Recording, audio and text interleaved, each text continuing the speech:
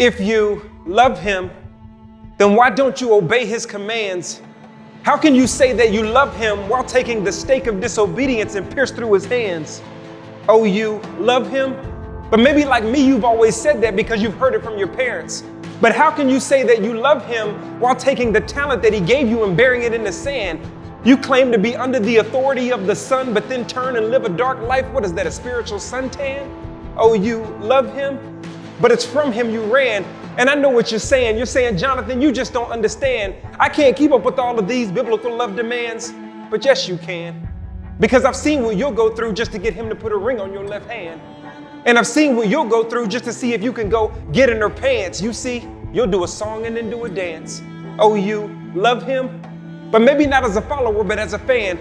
And you know that's true because you're only on him when the consequences of life are on you like sweat from your gland. Man, you see, it all depends on what you really want in reality.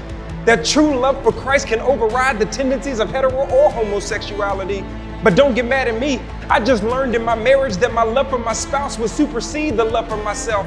And that true love for Christ is denial of self for the greater goal of spiritual relational health.